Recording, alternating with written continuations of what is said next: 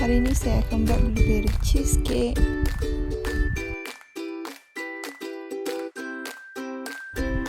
Okey, ambil 15 keping biskut meri, korang ketuk ataupun korang blender sampai hancur.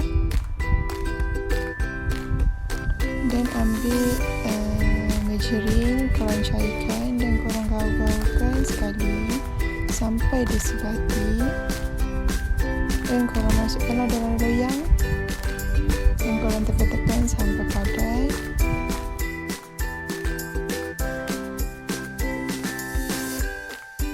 Dan korang simpan dalam peti seketika.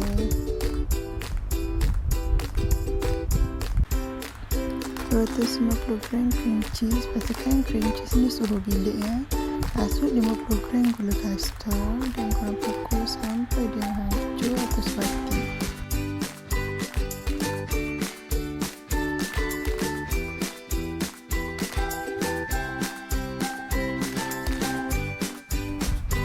Okey, apabila sebati, korang ketepikan. Korang bancuh gelatin, 2 sudu gelatin dan 3 sudu air panas. Dan korang kacau-kacau sampai gelatin itu sebati.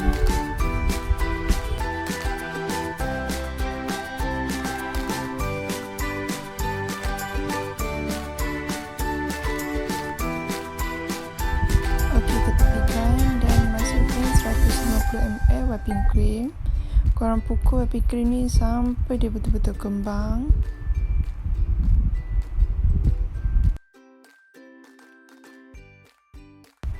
Pastikan whipping cream jadi macam ni dan campurkan ke dalam cream cheese tadi dan gaul sekali sampai dia sebati.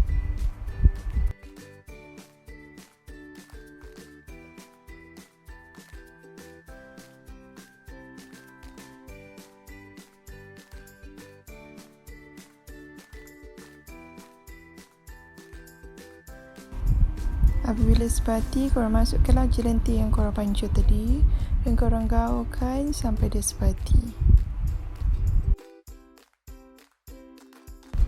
Masukkan 2 sudu besar jam blueberry dan gaul-gaul sampai sebati dan korang masukkanlah dalam acuan loyang tadi.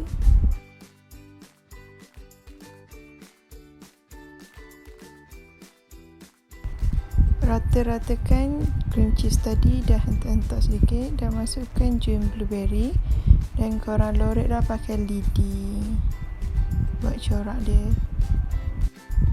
Okey, setelah siap korang simpanlah dalam peti beku selama 6 jam ataupun lebih lah. Okey, itu saja. Selamat mencuba. Jangan lupa like, share dan subscribe.